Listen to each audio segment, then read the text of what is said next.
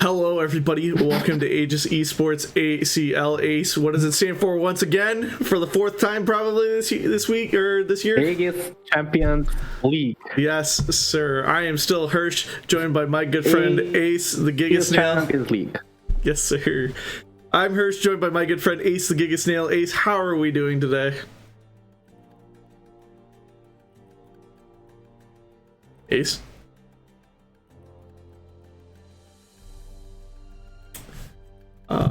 It seems like we have some technical difficulties and Ace cannot hear me anymore. Or we can. Can you hear me? Now I can hear you. And we lost Ace again. While Ace figures out what is going on with his But I'm just gonna assume, right? Yeah. Well, I'm Ace, biggest snailing. That's pretty much what I do around these parts. Ace, can you hear me? Hello? Oh, are we back? We're back. All right. So for the third time now, I'm Hirsch, joined by Ace the Giga Snail. Ace, how are we doing today? We are doing great. We are both healthy and ready to do this thing. We've never been more ready. And we are ready to start. With that, why don't you give us a quick recap of what happened last week? Give us the standings for both ACL and AAL, Aegis Ascension League. Well, we did finally start the leagues. It was long anticipated, and from what I see currently, we have a little bit of a deja vu from last season, where Group 1, there's a little bit of a difference already with Aegis Ascended getting 3 wins in the first week. So already they're pulling ahead of the pack. So we have Aegis Ascended with 3 wins, Misfortune Powder Monkeys with 2, and Maokai Sapling and Swaying Flocks with 1. So already from the first week in Group 1, we already have a little bit, of an advantage going on for Aegis Ascended there. But in Group 2, just like last season, packed to the maximum. We have Lee Sin's Dragons with 3, and then every other team with 2 wins. So Victor's Glorious Evolution, Atrox Dark Kings, and Nora's 3 Tea Drinkers, all with 2 wins. So by the looks of it, we might have something similar from what we saw last season, where Group 1 is already maybe already decided a few weeks earlier, but Group 2, we might have a fight till the end. And I guess we also have to talk about the ACL's little brother, right? The Ascension League. We do have to mention the little sibling sometimes, not as relevant, but yeah, let's go through them. Over there, in the Ascensions League standings, we have Timo's Puffcaps and Bard Chimes with 3 wins on the first week, and they just steamrolling everyone over there, and they already have a healthy lead. Behind them, Brahms Mighty Poros with 2 wins, Gangplank Powder Kegs with 1 win, and Trundle Trolls and Garen Vanguard falling behind with 0 wins for the first week. So definitely some ground to cover there, but it's still up in the air, it's still just week 1, testing the waters, seeing what works in this kind of format, seeing what doesn't work. And from now on, we can say the real tournament actually begins, because now people have to catch up some people, and some really need to keep doing what they're doing.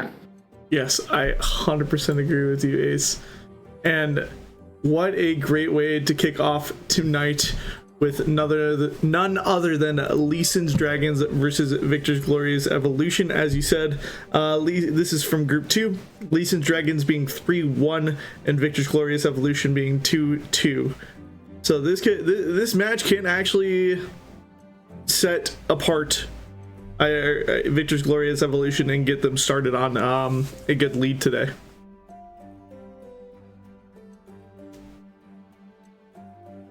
Yeah, you said perfectly. This is Dragons with the lead in the standings, but this is a perfect way for Victor's Glorious Evolution to catch up to them and spice up the group even more. Yes. So with that, let us throw it to our first match of the day. Dex, we know one of them, we're still waiting for them to finish their team draft.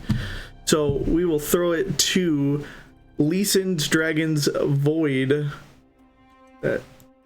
With his first deck, Nora Sejuani. You were talking to me about this on break, and looking at this, this is a very interesting deck in my opinion. There's one card that is extremely popping out to me right now. Ace, do you see what the card I'm looking at? Must be Looping Telescope, right? If all of us love some E, right? Yeah, I do love me some E. But no, the card that's singing out to me is Feel the Rush here. 12 mana card that we haven't seen in a very, very long time, that basically pulls out one of each of your champions and makes them a 10-10. Actually insane for this deck. Yeah. Yeah, we can get a 10-10 Elusive and a 10-10 Overwhelm in Nora and Sejuani. But other than the Feel the Rush, we have the usual Bundle Shenanigans, and I am a huge fan of Bundle Shenanigans.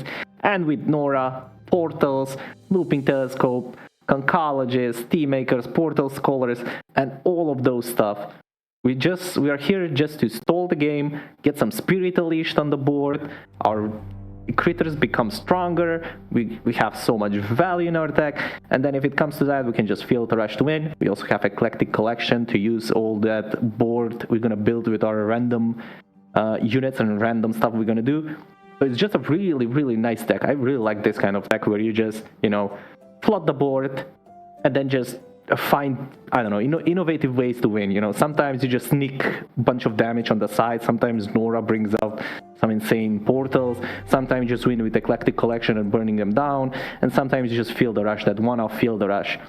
It is a one-off, but the deck, can stall a little bit. It has some draw with Portal Paloozas. So I'm hoping we're gonna see the feel the rush. And we're gonna feel the rush. Me too. I honestly think a 2-mana 10/10 Nora with elusive is absolutely scary. But with that, also Sejani. Yes. But moving on to the second deck of the night, we have Noxus Freljord Champless Aggro deck. Basically Darius Nar, but without Darius Nar. Yep, Darius Nar, who needs Darius and Nars when you can have Iron Ballistas and Red Barbed Maze. Am I right? Yes. I'm right. I know you completely agree with me, Hirsch, no matter what I say. Yeah, other than that, we've seen this deck a lot. Like, anybody who's played any games of LoR in the past few weeks knows what this deck can do. Actually, anyone that has ever played LoR knows what Noxus can do, and especially paired up with, a few Freljord cards, it just gets on the board fast, and can smack you down, because we have so much one-drops. Some of our one-drops can buff our decks, so our low-cost units are even bigger, and then we also have some Yetis cooking in the backside. We have some Battle Furies to blow them out completely. A copy of Wildclaw Ferocity, transform a unit into Alpha Wildclaw. A little bit of sneaky way to use our banked mana in case we have some from the previous turns that we didn't play with units. A little bit of burn with Noxian Fervor, a little bit of protection with Sky Splitter, and that's pretty much it. Hit the board either hard or either wide, and just win through there. Yes. Moving on to the third and final deck for Void of tonight, we have Jarvan Udyr Morgana, another board-based Demacia deck. Go wide, just stat check the entire board. Yep, go wide, but also go tall. We have to put special attention to the 4-mana card from Freljord, a Blade-bound Berserker that says, when you play a slow speed that targets a single ally, copy it onto me. And if we combine that with Udyr's stand swaps, also we can get those from Vulpine Wanderers, that can just stack, and we just get more value out of them and more value. So it can definitely prove useful, and if it sticks on the board for a couple of turns and we can get a couple of stances on it, it's gonna definitely make an impact on the game. Other than that, your usual Freljord card, Omen Hawks and Yadulskis to buff the deck, some Udyrs there to use those stances, as we mentioned. Morgana is just a really good champion, also insane synergy with the targeting that we have all going on here. On Jarvan gives you the flexibility sometimes to open on 6/7, get that challenger with spell shield, with a barrier on there. So pretty much what you said, go big, go wide, and protect your units and win from there. Yes. Couldn't have said it better myself, Ace. But now we finally know who Void is going up against. Ooh. From Victor. Well, you just spoiled it. Thank you. I was gonna make it very dramatic, and you just kind of threw it out the window. I don't think anybody heard me, so you can try again. From Victor's Glorious Evolutions, we have Salty Simon. Who could have seen this one coming? No one could. But let's go. Starting off for the night for Salty Simon, which is actually really out of left field in my opinion. You see him playing a lot of control lately, but now he is on an aggro board-based lineup which is actually very interesting to see. We have, starting off, Elise Nocturne with one of Precious Pet. You know what they say, Ace. You never miss allegiance, right? Well, technically good players never miss allegiance, right? So I would say Salty Salmon is a good player, you know. I would give him the benefit of the doubt that he is, you know. After all, I think he does have, like, you know, at least a seasonals one, I believe. And I believe that was with aggro back in the day. So you definitely have to give it to him if he's playing something like this and decide to bring it. And obviously, you know, we've seen this last week. It was pretty decent, you know, in the matchup where it shines. It's really good. It can hit really hard. And, you know, allegiance be allegiancing. Yes, allegiance do be allegiancing. So basically what this deck is basically an aggro deck with a fearsome aggro deck. Basically, you swarm the board with fearsome units, and if you're forced to trade them down, we do have the hair ring to bring it all back. We bring in Nocturne to basically lower everything under fearsome range, so our fearsome units are able to get in freely and without issue at all and go for that final kill. But moving on to the second deck of the night for Simon, we have another Morgana Udyr deck. This one, instead of going GA4, we have opted for the Darkened Spear instead, which is very interesting. Yep, we did say a couple of words about this deck, you know, the usual Freljord stuff, go big or go wide. 3 Blade Bond Berserker, as usual. Now the spice here is the 1 Darking Spear that can also be Anaka, but in the end of the day, it's still the same deck. As we've seen, it's becoming meta staple, especially for this kind of settings where it pretty much has its options open. You know, it's not that it has game into a lot of stuff. It's not easily targeted. So it's definitely one of those decks where you can pick it up in a lineup and it's there solid to combine it with either more mid-range stuff or even combine it with aggro, as we see here. So it's definitely one of the better decks that we have in the format right now. Yes, I do agree. It's one of my favorite decks to play. Anything with Demacia, I'm okay with.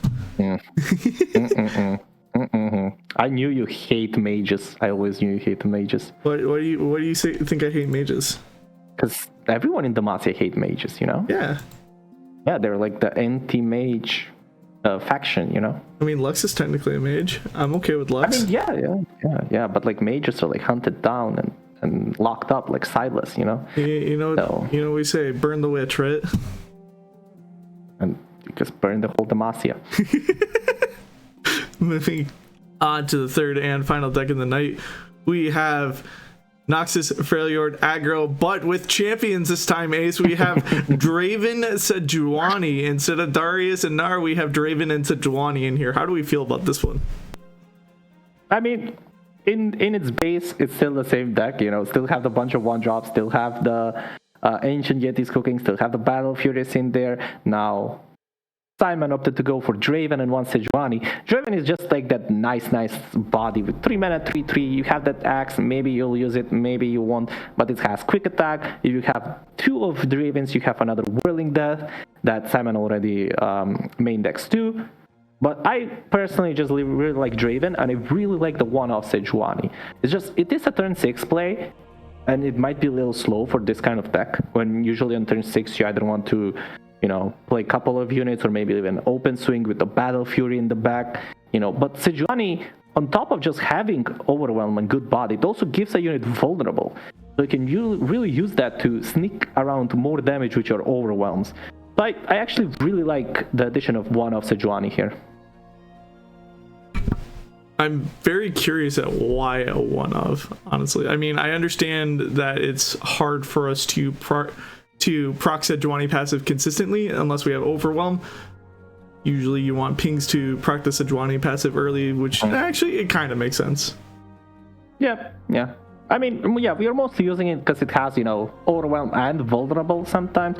And in the rare, you know, instances of something with life steal on the board, we can use that Frostbite really effectively. And also sometimes in defense, we can Frostbite a unit in case we need to save our blockers for the next attack turns. And I don't know, maybe you could get away with running more Sejuanis, but it might get clunky, you know. The last thing we want is 2 Sejuanis in the hand, right? That would be devastating for a deck that really wants to get going fast on the board. So I feel like one is pretty good.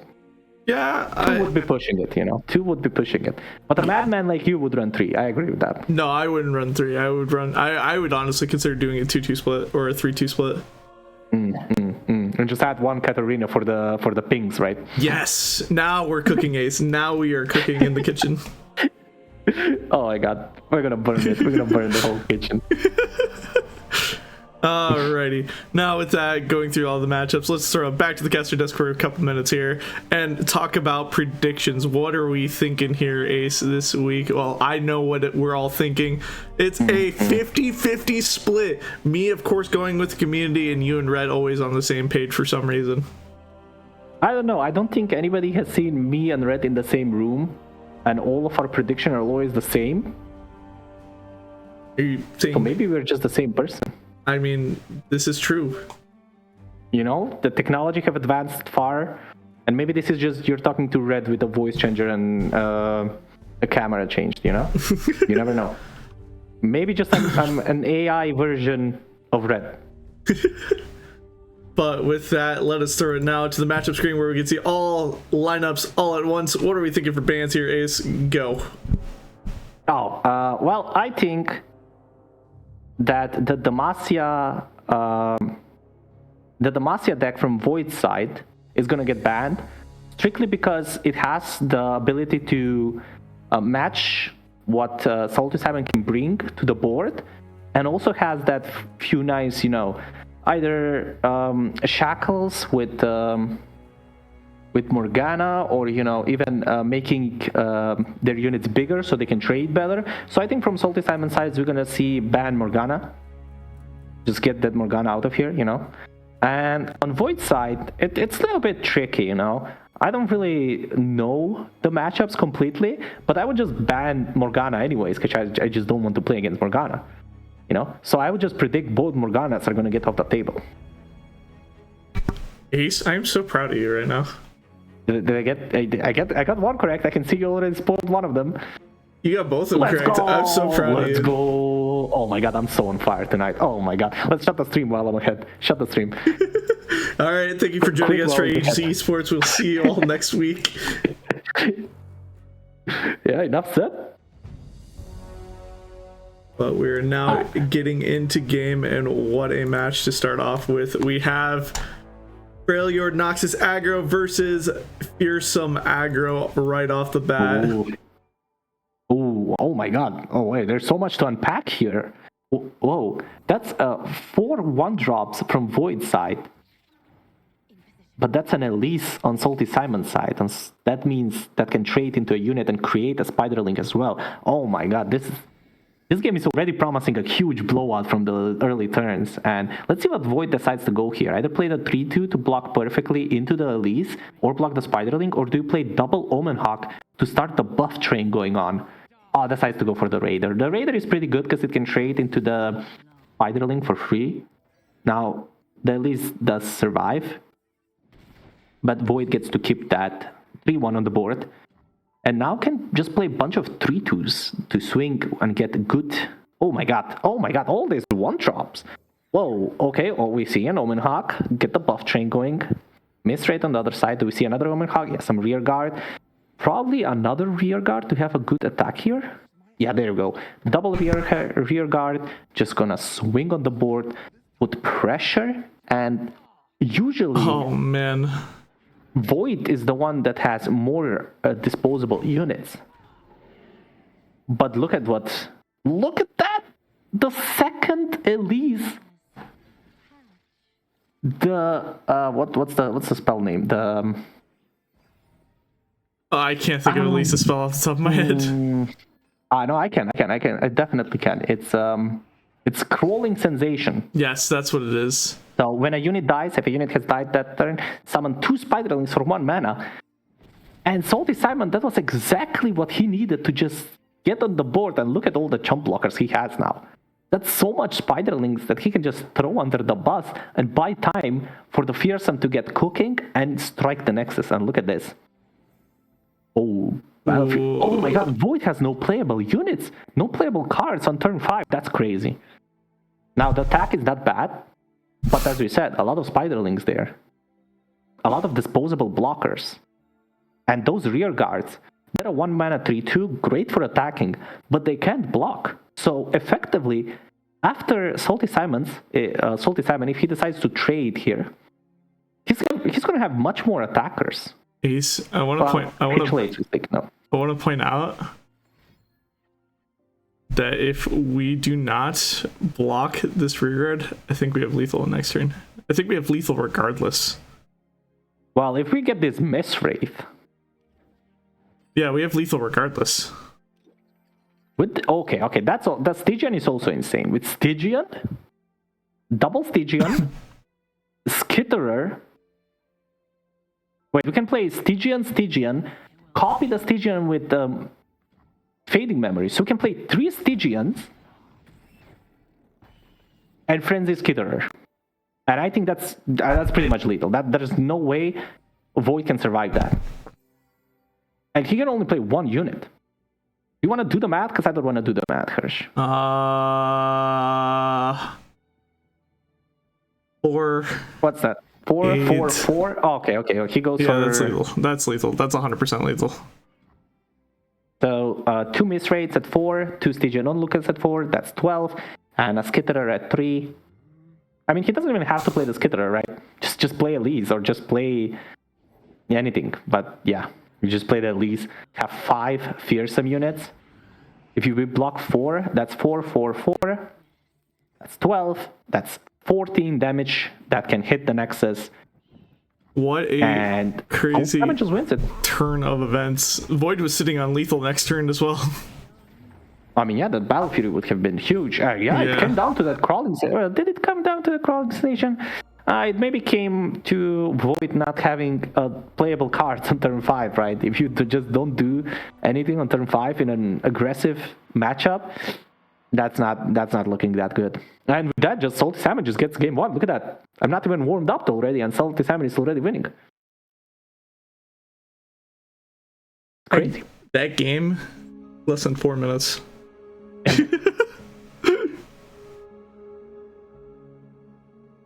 mean, the players came here to play, that's for sure. Yes, that is for sure. So now we're moving on to Nora Sejuani Field of Rush versus Freljord Noxus, but not champless. We have Draven and 1 Sejuani in this list. And already, right off the bat, Simon has a commanding lead right now.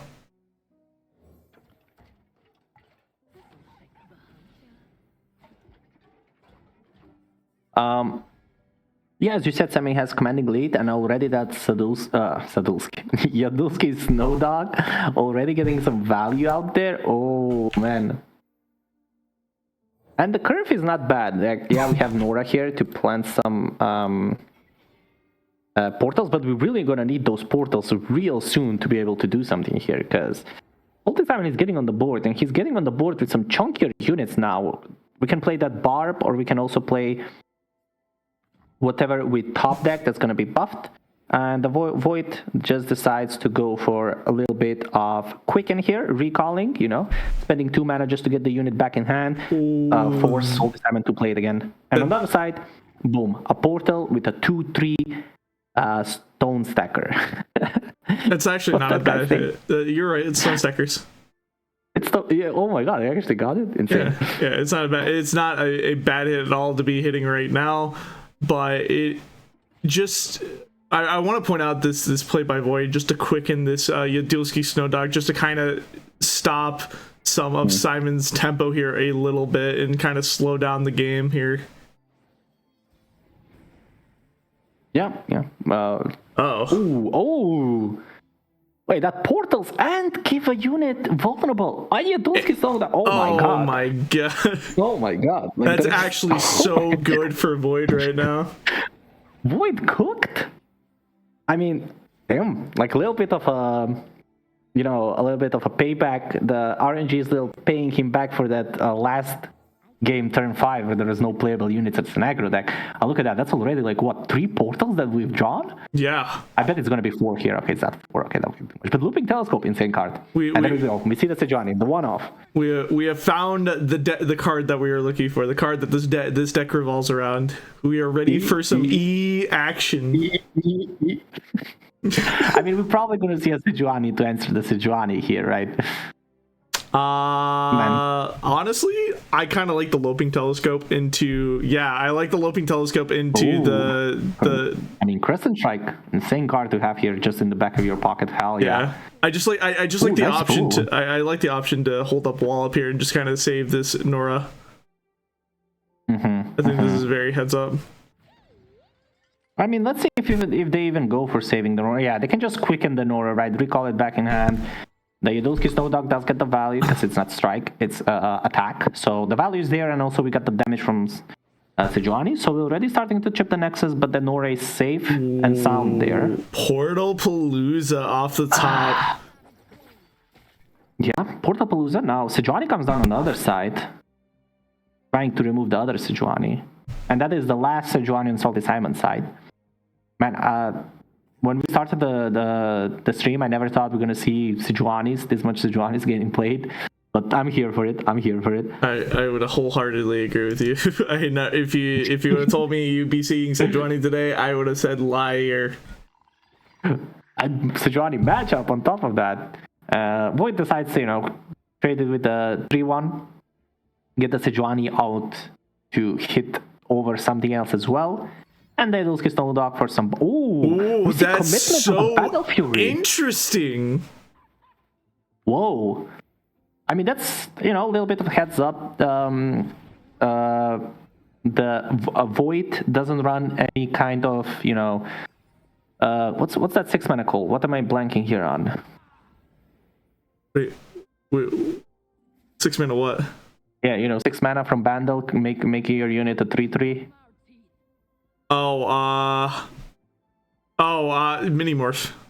Minimorph, there we go, Minimorph. So no Minimorphs on the board, and no kind of damage-based removal on a Void side, except some pings from Wall-Ups and Pie Tosses, right? So 4 HP is actually relatively healthy here, but Wall-Up still stuns. So this swing is reduced to only 2 damage phase, but even that, it's slowly ticking down. And we see another Battle Fury. And that Battle Fury can be really easily just played on the 3-1 right now and push him. And he's going. Oh my god, he's going for it. And now he's down to 1 HP. Now, quickly I'm going to check the deck for what kind of... Simon has he has one pirouette. Yeah, he has 1 pirouette. I think that's the only reach he has, yeah. Yeah, but we decide to play second Sejuani. We decide to play Fury of the North to save some HP. But look at that. Both of the units survived, and that's 2 Battle Furies used on our 2 units. Oh my god, what the hell was this? Oh, that's a really rough pick. Oh my god, we got a 3 sisters! That's insane! We're also maybe a little bit forcing them to block here. Depending how far our Sejuani is this like 4? We're not forcing them to block here either. We have reach. Oh yeah, 2 HP is a little bit wonky when you're playing against Vandal. Pythos, yeah, it's only 1-off in the deck, but they can always just find some random thing to deal damage to your Nexus, right? So it's a little bit. I like Simon's respect for doing this. The monkeys as well. We summoned the idol, which generates monkeys. What? Why? Why are we stunning this? Oh! You're gonna be stunned next turn! I mean, in 2 turns from now, but sure, it technically works, I guess. There's the monkey. Oh, that's lethal! Oh my. The Spirit Unleashed is gonna kill our own monkey, right? Or is it first buff? No, it's first buff and then everything. But once the monkey dies right here, if we decide to kill it, I mean, the monkey just dies anyways, right? Because then the turn, he just dies. And that's lethal on this turn. with Flash Freeze. No, Salty Simon cannot find enough damage here. He goes for Brother's Bond, but we can just Entomb here. And I don't believe he has any way of beating Entomb here. Let's see if they go for Flash Freeze instead. No, just Entomb. Yeah, Entomb is always safe. Entomb is always safer. That's just it. Wow. Oh my god. Whoa. We saw 2 Battle Furies, and it wasn't enough to win the game. That's actually crazy. What an insane turnaround of it. Battle shenanigans. A random portal created, what's that 2-mana unit called? Monkey Idol? No, Coral creatures? Coral creatures that created the 3 sisters to give us another out. Oh my god, that's Vandal. How can you not love Vandal? I guess Salty Salmon can maybe not love it that much in this particular instance, but how can you not love Vandal, am I right? Yeah. But now we are in game 3, where it's a bit of a mirror matchup here now. Oh, yeah. Well, we get to see if champion is better than no champions, right? As you said, a little bit of a mirror, but no champions on the other side, and 3 Dravens and 1 Sejuani on the other side. So let's see if champions is actually better than no champions. So let's see if the champions even matter, because right now I'm looking at the different decision between 1-drops, right? We see Omen Hawk from Salty Simon and Void running Precious Pet that's not in Salty Simon's list, right? So Salty Simon having more 1-drops. Let's see if that matters in the end. Or Salty Simon will just play some Hogs, Already off the bat, Void has just such a commanding start right now. He has such a great curve. It might come down to what will the buffs hit, right? Because this is Salty Simon has a unit that's +2/+2 already. The next unit that the Simon draws will be a +2/+2. And that might be huge depending on what kind of unit it is. It's a Draven. Oh no, it's a Saboteur. It's a Saboteur. I mean, it's not bad. It's a 1-mana 4/3, right? Yeah. It's fine. That can be useful. Trades with the Yadulski perfectly. I mean, trades up, right? Technically, it doesn't trade. Yeah, you know what I'm saying. It doesn't. It won't trade. You know why? Yeah. Because we're gonna bone club. We're gonna bone club our Yaduski Snowdog right here. Oh. Or are we? Yeah, we're gonna bone club the Overwhelm unit. Come on. Imagine doing the correct play, man. This Void guy. For real, dude. Where are the spicy plays? But throwing Pirouette out here, just forcing this Icar to come into Void's hand now. Yeah, Icar and good trade. The Yadulski dies here. I'm pushing decent amount of damage. Yeah, it's becoming a race. But let's see who actually gets there first, because I'm seeing Battle Fury and Salty Simon side that can be used right now. I mean, on the next attack turn, of course. And Void here. Yes, that swing is good. But it's not that threatening. Yeah, Simon can just take this, play this Yeti, and still have enough mana for Battle Fury next turn. Yeah, that's exactly enough mana for Battle Fury next turn. And I don't know if... I'm not sure if Void can survive this swing from Salty Simon. I don't think so. Let's see, that's 6, 7, right? 7 blocking from the thing. Saboteur is already at 3. But that Icar is doing 1 unless it gets played right here.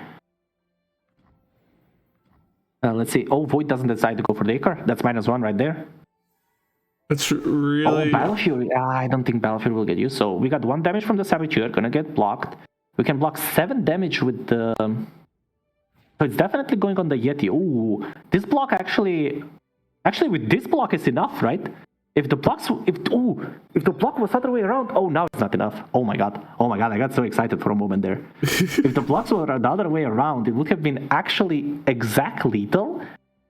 But now, even with Battle Fury, it's only 11 to the face. Yeah, with Battle Fury right here, it's only 11. So Void's being heads up right now. He knows that Simon dropped his one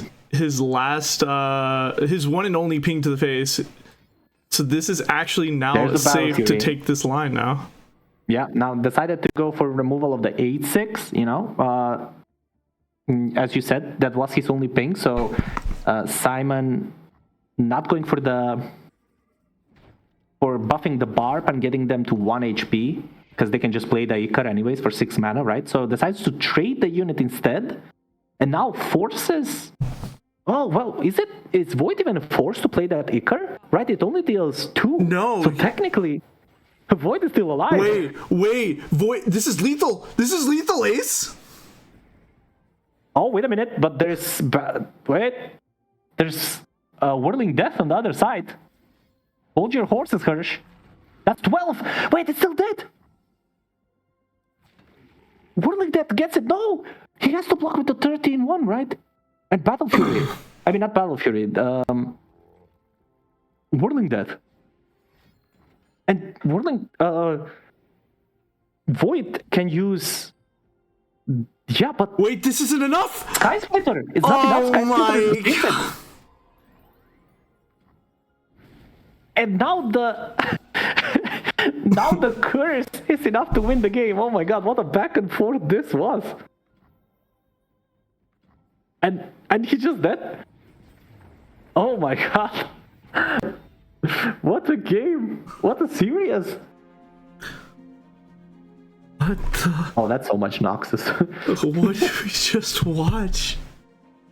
The Wild Claw Ferocity, the Battle Furies, the Bone Clubs. And there's so much one-offs. That's one-off pirouette that was used. There was 2 Whirling Deaths. The one-off Bone Club, the one-off Wild Claw Ferocity. Oh my god. Oh my god, what did we just witness? What is going on here? Well, I try to find us another match to go into, Ace. Why don't you give us a quick recap of what we just witnessed over all 3 games? I mean, Yeah, game 1, it was Salty Salmon on Fearsomes. And again, it was just a blowout from just one turn where Void didn't have something to play on that turn 5.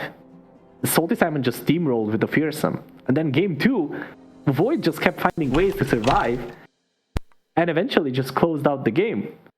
But game 3, actually game 2, we saw 2 Battle Furies used from Salty Salmon's side, still not being enough to overthrow that random stuff that Bandel can pull out. So Void with that game managed to tie up the series. And then in game 3, that was just madness.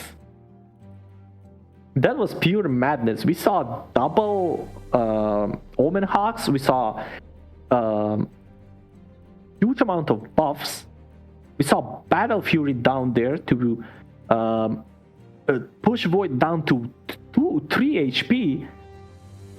And then Void tried to end the game with their own Wild Claw Ferocity that already had a Bone Club and that already had on a unit that already had the Bone Club, but it was just short because of that Whirling Death on the unit we previously used Battle Fury, and we had Sky Splitter to defend it, and that's just insane line of play, insane line that both players were able to find, but simply in the end, just Simon managed to clutch it out by Knife's Edge. Knife's Edge is even too much. It's like whatever is less than Knife's Edge. I don't even know what's less than Knife's Edge. Like the smallest hair particle or something. It was that close in this best of 3. Absolutely insane. So, throwing it back to the caster desk right now.